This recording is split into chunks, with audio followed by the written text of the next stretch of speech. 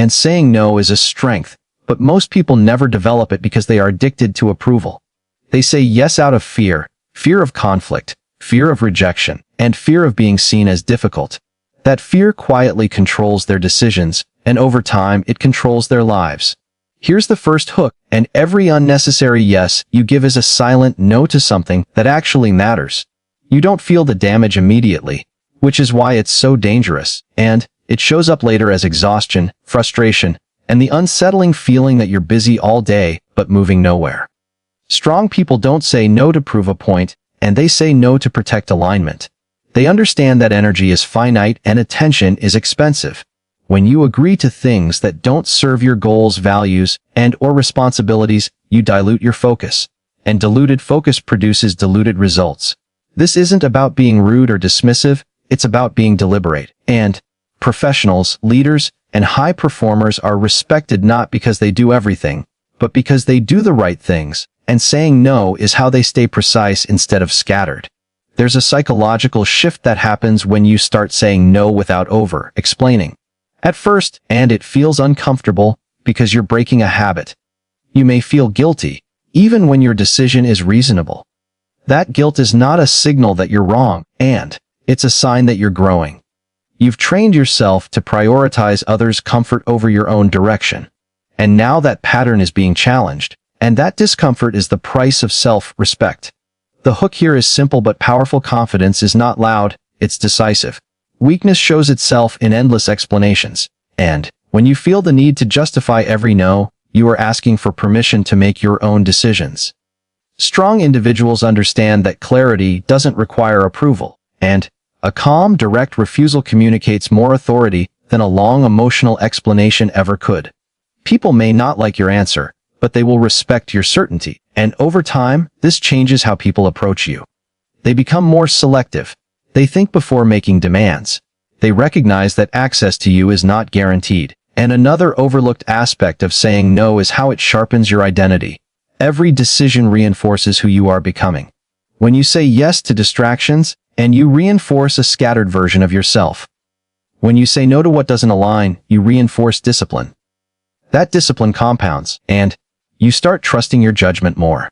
You move faster because you're no longer weighed down by unnecessary commitments. You become more effective, and not because you're doing more, but because you're doing less with greater intent. People often worry that saying no will close doors, but the opposite is usually true, and saying no to the wrong opportunities creates space for the right ones. High-quality opportunities require availability, mental, emotional, and physical. And if your capacity is constantly consumed by low-value obligations, you won't be able to recognize or seize higher-level ones when they appear. And that's the hidden cost of people pleasing. It keeps you occupied at a level you've already outgrown. There is also a respect that comes from consistency, and when your no means no, people adapt quickly. They stop pushing. They stop negotiating. They understand your standards. That consistency removes friction from your life, and you're no longer constantly managing expectations or cleaning up misunderstandings. Your decisions become cleaner, your communication sharper, and your presence more grounded. Saying no done correctly simplifies everything.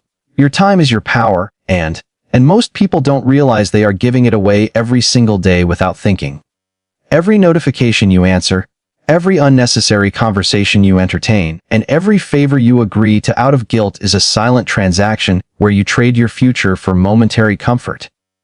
Time is the only resource that never comes back, and yet it's treated as if it's endless. The truth is simple and uncomfortable. People who control their time control their lives, and people who don't end up living on other people's schedules. The moment you wake up and allow your day to be dictated by messages, calls, and demands that have nothing to do with your goals, you've already surrendered your power. That's the hook most people miss. They think power comes from money, status, and/or influence, but it starts with how fiercely you protect your time. High-level individuals don't waste time explaining why they're unavailable, and because availability is not a default setting, it's a choice. When you are always accessible, you send a message that your time has no value. And if you don't value it, and no one else will. This isn't about arrogance or selfishness, it's about intentional living. Every hour you invest should either build your skills, strengthen your body, and expand your mind, or move you closer to your purpose. Anything else is a distraction wearing the mask of importance. The world will always find a way to keep you busy, but being busy is not the same as being productive. That's another hard truth. Business is often just laziness in disguise, because it avoids the discipline of focus. And think about this, if your time was converted directly into money, would you still be giving it away so freely? If every wasted hour cost you $1,000, and would you still scroll, gossip, or entertain meaningless commitments? Of course not. Yet the cost of wasted time is far greater than money, and because money can be earned again, but time can't, the most dangerous habit you can develop is reacting instead of deciding. When you react to everything, and you live in survival mode. When you decide how your time is used, you step into control. That shift alone separates average lives from exceptional ones, and protecting your time requires discomfort. It means disappointing people. It means not replying immediately. It means choosing long-term growth over short-term approval. And many people stay available because they fear being misunderstood or disliked, but respect is never built on constant availability. Respect is built on consistency, and boundaries, and clarity. When people see that your time is structured, intentional, and protected, they treat it differently. Scarcity changes perception, and what's rare is valued, and what's always available is taken for granted. There's also a deeper layer to this. When you misuse your time, and you slowly lose confidence in yourself. You make promises you don't keep. You delay goals you claim to care about.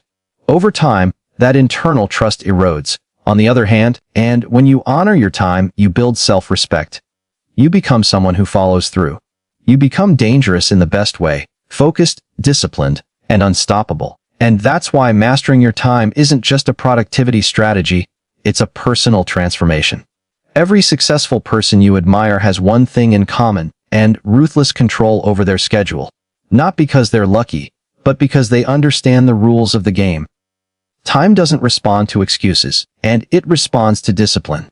Once you start treating your time like a non-renewable asset, everything changes.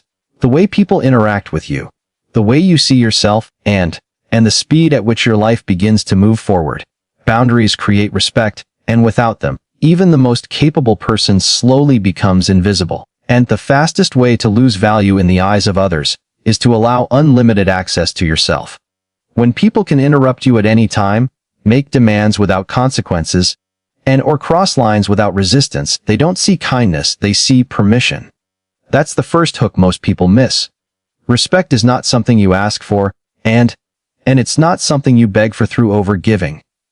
It is something you establish through clear limits and consistent behavior. And the world doesn't reward people who tolerate everything, it rewards people who stand for something. And many people confuse boundaries with selfishness because they've been conditioned to believe that being a good person means being endlessly accommodating. In reality, professionalism, leadership, and authority are built on structure. When you say yes to everything, your yes loses meaning. When you never say no, and people stop considering your time, your priorities, and your well-being. Boundaries are not walls meant to isolate you, and they are filters that determine what deserves your energy. The moment you begin setting them, you'll notice something uncomfortable, but powerful, and some people will push back. That resistance is proof that boundaries work. People who benefited from your lack of limits will always resist your growth, and respect is deeply psychological. People assess your value not by what you say, but by what you allow. If you tolerate disrespect, lateness, broken promises, or emotional manipulation, you silently communicate that your standards are low.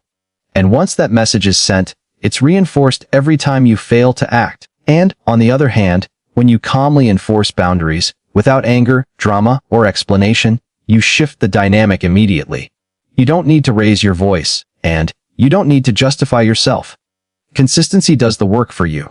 That's a critical hook. Boundaries spoken once are weak. Boundaries enforced repeatedly become law. And in professional and personal environments alike, boundaries define roles. Leaders who lack boundaries become overwhelmed and ineffective, and professionals who lack boundaries become overworked and underappreciated. Friends who lack boundaries become resentful. And the irony is that many people try to avoid conflict by avoiding boundaries, But the absence of boundaries creates far greater conflict in the long run, and unspoken expectations turn into frustration. Overcommitment turns into burnout. Silence turns into quiet resentment. And clear boundaries prevent all of this by setting expectations early and eliminating ambiguity. And another uncomfortable truth is that boundaries reveal who actually respects you. When you begin to protect your time, energy, and standards, and some relationships will naturally weaken. That's not loss, it's clarity. Respectful people adjust. Entitled people complain. And observing that difference gives you critical information about who deserves access to you. This is not about dominance or control. It's about alignment. And people who align with your standards will rise to meet them. People who don't never align to begin with. Strong boundaries also build internal respect, and which is often overlooked. Every time you honor your own limits, you reinforce self-trust. You become someone who keeps promises to yourself, and that internal discipline translates outward into confidence, presence, and authority. People can sense when someone is grounded and self-directed. They listen more closely, and they hesitate before crossing lines. Not because they are afraid, but because they recognize strength. That strength doesn't come from aggression, it comes from certainty. And boundaries don't require long explanations or emotional justifications. In fact, the more you explain, the weaker the boundary becomes. A simple and calm decision communicated clearly is enough. Over time, those decisions reshape how people interact with you. They learn when you are available, what you tolerate, and in what you don't. That predictability is the foundation of respect. When your boundaries are firm, your presence carries weight, your words carry meaning, and your time is treated accordingly. Saying no is a strength, but most people never develop it because they are addicted to approval. They say yes out of fear, and fear of conflict, fear of rejection, fear of being seen as difficult. That fear quietly controls their decisions, and over time, it controls their lives. And here's the first hook: every unnecessary yes you give is a silent no to something that actually matters. You don't feel the damage immediately, and which is why it's so dangerous. It shows up later as exhaustion, frustration, and the unsettling feeling that you're busy all day, but moving nowhere. And strong people don't say no to prove a point, they say no to protect alignment. They understand that energy is finite and attention is expensive. And when you agree to things that don't serve your goals, values, or responsibilities, you dilute your focus. And diluted focus produces diluted results. And this isn't about being rude or dismissive, it's about being deliberate. Professionals, leaders, and high performers are respected not because they do everything, but because they do the right things. Saying no is how they stay precise instead of scattered. And there's a psychological shift that happens when you start saying no without over-explaining. At first, it feels uncomfortable because you're breaking a habit, and you may feel guilty, even when your decision is reasonable. That guilt is not a signal that you're wrong, it's a sign that you're growing, and you've trained yourself to prioritize others' comfort over your own direction, and now that pattern is being challenged. That discomfort is the price of self-respect. And the hook here is simple but powerful: confidence is not loud, it's decisive. Weakness shows itself in endless explanations. When you feel the need to justify every no, and you are asking for permission to make your own decisions. Strong individuals understand that clarity doesn't require approval. A calm and direct refusal communicates more authority than a long emotional explanation ever could. People may not like your answer, but they will respect your certainty. Over time, and this changes how people approach you. They become more selective. They think before making demands. They recognize that access to you is not guaranteed. And another overlooked aspect of saying no is how it sharpens your identity. Every decision reinforces who you are becoming. When you say yes to distractions, and you reinforce a scattered version of yourself. When you say no to what doesn't align, you reinforce discipline. That discipline compounds, and you start trusting your judgment more. You move faster because you're no longer weighed down by unnecessary commitments. You become more effective, and not because you're doing more, but because you're doing less with greater intent. People often worry that saying no will close doors, but the opposite is usually true, and saying no to the wrong opportunities creates space for the right ones. High-quality opportunities require availability, mental, emotional, and physical. And if your capacity is constantly consumed by low-value obligations, You won't be able to recognize or seize higher level ones when they appear. And that's the hidden cost of people pleasing. It keeps you occupied at a level you've already outgrown. There is also a respect that comes from consistency. And when your no means no, people adapt quickly. They stop pushing. They stop negotiating. They understand your standards. That consistency removes friction from your life, and you're no longer constantly managing expectations or cleaning up misunderstandings. Your decisions become cleaner, your communication sharper, and your presence more grounded. Saying no, done correctly, simplifies everything. Ultimately, strength is not measured by how much you can carry for others, but by how well you can carry responsibility for yourself. Saying no is one of the clearest signals that you take that responsibility seriously, and it tells the world that your time, energy, and direction are not up for negotiation, and that kind of clarity is rare. When you develop the ability to say no calmly and confidently, and without guilt, you don't just protect your schedule, you elevate your entire standard of living. Stop seeking approval, because the moment you need validation from others, you hand them control over your decisions. That's the hook most people don't see coming, and they think approval is harmless, even motivating, but in reality it's a leash. When your confidence depends on how others react, you no longer move with intention, and you move with permission. You adjust your words, soften your opinions, delay your actions, and compromise your standards, not because it's right, but because you want to be accepted. And the cost of that acceptance is always higher than people expect. Approval seeking often starts quietly, and you don't wake up one day desperate for validation. It builds through small habits. You hesitate before speaking your truth. You agree when you disagree, and you downplay your ambitions so others feel comfortable. Over time, those small concessions turn into a pattern, and that pattern shapes your identity. You stop asking, what do I want? And start asking, what will they think? That shift is subtle, but it's powerful enough to derail careers, relationships, and entire lives. And here's the uncomfortable truth: the need for approval signals uncertainty about your own value. When you trust yourself, feedback becomes information, not direction. And when you don't, feedback becomes a verdict. High-performing individuals listen to input, but they don't outsource their self-worth. And they understand that being respected and being liked are not the same thing. Chasing likability weakens your presence. Standing firmly in your values strengthens it.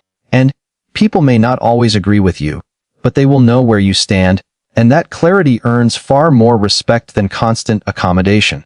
And one of the biggest traps of approval seeking is that it creates emotional dependency. Your mood rises and falls based on praise, attention, or acknowledgement. And when it's there, you feel confident. When it's gone, you question yourself. That volatility makes you easy to influence and hard to trust, even by yourself. And stability comes from internal standards, not external applause. When your confidence is rooted internally, criticism doesn't break you and praise doesn't distract you, and you remain steady, focused, and self-directed. Another hook most people miss is this: the more you chase approval, the less you receive genuine respect. And people instinctively sense when someone is trying too hard to be accepted. It shows in tone, posture, and decision-making. It communicates uncertainty. On the other hand, when someone acts from conviction rather than consensus, their presence changes. They don't rush to explain themselves. They don't adjust their values for convenience, and they move calmly even under pressure. That calm confidence is magnetic, not because it's loud, but because it's grounded. Letting go of approval seeking requires courage, and because it means accepting that not everyone will understand you, support you, or agree with you. That's not a flaw, it's a requirement for growth, and any meaningful path involves friction. If everyone approves of your choices, you're likely choosing the safest route, not the right one. And progress demands independence of thought, and independence of thought requires comfort with disapproval. That's where most people stop, not because they lack talent, but because they lack tolerance for discomfort. There's also a practical consequence to approval seeking that often goes unnoticed. It slows decision-making, and when you constantly consider how others will react, every choice becomes heavier. You delay, overanalyze, and second-guess. Momentum disappears. In contrast, people who trust their judgment move faster. They adjust when needed, but they don't stall waiting for reassurance. Speed, clarity, and confidence are byproducts of internal validation. When you stop seeking approval, your communication becomes cleaner. You say what you mean without unnecessary padding, and you set boundaries without apology. You accept feedback without defensiveness. You no longer perform for acceptance. You operate from alignment, and that shift changes how people interact with you. Some will drift away. Others will respect you more. Both outcomes are useful. What remains is a smaller and stronger circle and a clearer sense of direction. Approval is easy to chase and expensive to keep. Self-respect is harder to build but impossible to take away. And when your sense of worth comes from your principles, your effort, and your discipline, you stop negotiating with opinions. You move forward regardless of applause, and in that independence is one of the most powerful advantages a person can have. Less availability increases value, and this principle operates whether people acknowledge it or not. The first hook is simple, but uncomfortable. What is always accessible is rarely appreciated, and when you are constantly available, you remove any sense of urgency or importance from your presence. People respond slowly, cancel easily, and assume you will always adjust. This is not because they are intentionally disrespectful, but because human perception assigns value based on scarcity. Time, attention, and access become meaningful only when they are limited. Availability signals priority. When you are available to everyone at all times, and you communicate that nothing else has higher importance than responding or showing up on demand, that message quietly undermines your perceived worth, and professionals who are respected are not the ones who reply instantly to everything. They are the ones whose time is clearly structured, and their limited availability suggests focus, direction, and purpose. People don't feel entitled to their attention, they feel fortunate to receive it, and that shift in perception changes the entire dynamic of interaction. There is a psychological reason scarcity works, and the human brain is wired to value what is difficult to obtain. Effort increases perceived worth. When access to you requires planning, consideration, and/or alignment with your priorities, people engage more seriously. They prepare, they show up on time. They listen more closely. In contrast, and unlimited access breeds complacency. People delay responses, multitask during conversations, and treat commitments casually. Scarcity sharpens attention, and that's the hook most people underestimate. Being less available does not mean being absent or unreliable. It means being intentional, and it means choosing when and how you engage rather than reacting automatically. Intentional availability signals confidence, and it shows that you operate from a plan rather than from pressure. This is especially critical in leadership and professional environments, and leaders who are always accessible become overwhelmed and reactive. Leaders who control their availability remain strategic and composed, and their decisions carry more weight because they are not diluted by constant interruption. Another overlooked aspect of limited availability is how it filters relationships, and when you are always available, you attract people who consume rather than contribute. When availability is reduced, and only those who genuinely value your time make the effort to connect, this creates higher quality interactions. Conversations become more focused, and commitments become more meaningful. You move from quantity to quality, which is where real influence is built. And there is also an internal shift that happens when you reduce availability. You reclaim mental space, and constant accessibility fragments attention and increases cognitive load. Even when you are not actively responding, and the expectation of response keeps your mind partially occupied. When you set clear limits, that background noise disappears, focus deepens, creativity improves, and decision-making becomes sharper. The value you gain is not just how others see you, but how effectively you can operate. And people often worry that being less available will make them seem distant or uninterested. In reality, it does the opposite when handled correctly, and limited availability creates anticipation. When you do engage, your presence feels intentional rather than obligatory. People feel seen because you are fully present and not half distracted by the next notification. Presence, not constant access, is what builds trust and impact. Another important hook is this, and less availability forces better communication. When time is limited, conversations become clearer and more purposeful. People get to the point. Meetings become shorter, and decisions happen faster. You eliminate unnecessary interaction and focus on what actually matters. Efficiency increases on both sides, and that efficiency is associated with competence and authority. Scarcity also protects your energy, and energy spent on low-value interactions is energy unavailable for growth, strategy, and execution. When you reduce availability and you create capacity for higher-level thinking and long-term planning, that capacity compounds over time, and small adjustments in availability today lead to significant increases in effectiveness months later. Less availability is not a tactic, it is a reflection of self-respect, and it communicates that your time has structure, your priorities are clear, and your life is not open for constant interruption. People adapt quickly to this standard, and they may not articulate it, but they respond to it. Access becomes intentional, actions become more respectful, and your value, both perceived and actual, and rises accordingly. Choose purpose over people-pleasing, because the moment you prioritize comfort over direction, you begin drifting instead of moving forward. And that's the first hook most people never question. They believe being agreeable makes life easier, but in reality it makes life smaller. And when your decisions are shaped by the desire to keep everyone happy, your goals slowly lose priority. You postpone what matters to avoid discomfort, and in that trade-off happens so quietly that most people don't notice it until the years have passed and they feel unfulfilled. People-pleasing is often mistaken for kindness, but it is usually rooted in fear. Fear of disappointing others, fear of being misunderstood, fear of losing connection. That fear creates a habit of self-betrayal, and where you repeatedly place other people's expectations above your own values. Each time you do that, you reinforce a dangerous pattern, and you teach yourself that your purpose is negotiable. Over time, that erodes confidence and creates internal conflict, and because the life you're living no longer matches the life you want. Purpose demands clarity, and clarity demands courage.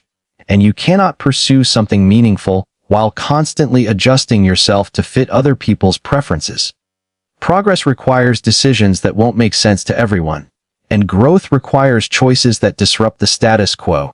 If everyone is comfortable with your path, chances are you're not pushing far enough. That's a hard hook to accept, but it's true. Meaningful goals are rarely popular at the beginning. Another overlooked truth is that people-pleasing doesn't actually protect relationships, and it weakens them. When you suppress your priorities to keep others satisfied, resentment builds quietly. You smile on the outside while frustration grows underneath, and eventually, that tension shows up as burnout, withdrawal, or sudden emotional distance. Honest alignment is far healthier than forced harmony, and relationships built around mutual respect for purpose last longer than those built on constant accommodation. And choosing purpose means accepting that not everyone will come with you. Some people benefit from you staying the same. Your growth threatens their comfort, and when you stop people-pleasing, those dynamics become visible. That can feel uncomfortable, even lonely, but it's also clarifying, and you begin to see who respects your direction and who only valued your availability. That distinction is not a loss, it's information, and purpose also brings structure to decision-making. When you know what you are building, choices become simpler, and you stop asking whether something will please others and start asking whether it moves you forward. This shift removes mental clutter, and energy once spent managing perceptions is redirected toward execution. Focus sharpens, momentum increases. Life feels less reactive and more intentional, and there is a powerful internal effect that comes from choosing purpose consistently. You begin to trust yourself. Every aligned decision reinforces self-respect, and you become someone who follows through, someone whose actions match their words. That alignment builds confidence that no amount of external approval can replace, and approval fades, self-respect compounds. People often worry that choosing purpose will make them seem selfish. In reality, it makes them reliable, and purpose-driven individuals are predictable in the best way. They know their priorities, communicate clearly, and don't make commitments they can't honor, and that reliability earns trust. Others may not always agree with your choices, but they know where you stand, and that clarity creates stability in both professional and personal relationships.